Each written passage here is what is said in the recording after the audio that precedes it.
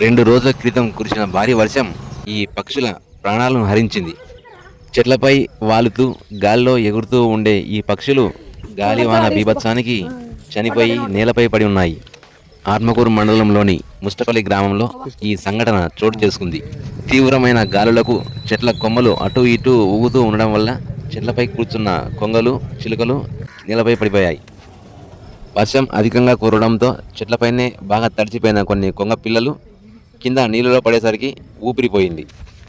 ప్రాణాలతో బయటపడిన కొన్ని కొంగలు గాల్లో ఎగరలేక అటూ ఇటూ తిరుగుతూ అందరి వైపు దీనంగా చూస్తున్నాయి.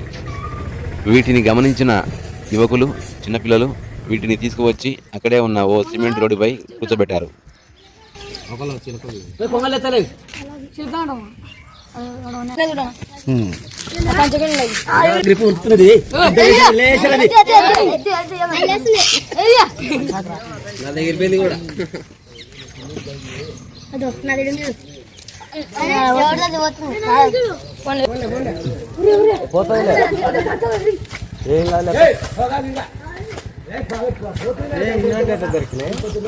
పడిపోయినా నీళ్ళలో బుర్రలు పడుతుంది బయట తెచ్చి పెట్టినాం బతకాలనేది.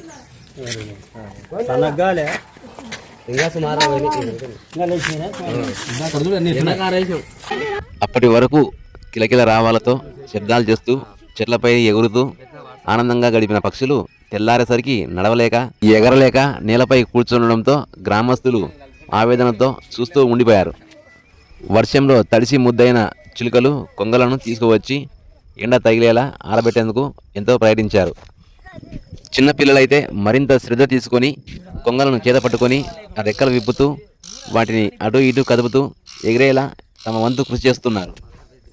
గాల్లో ఎగురుతూ చెట్లపై అటు ఇటు తిరుగుతూ ఉన్న తమ పూర్వ జీవితాన్ని తలుచుకొని ప్రస్తుత అచేతన స్థితిని తెలుసుకొని బాధతో ఉన్నట్లు కనపడుతున్నాయి ఈ పక్షులు. గాలివానకు పడిపోయింటే తెచ్చి ఆరేసినాం.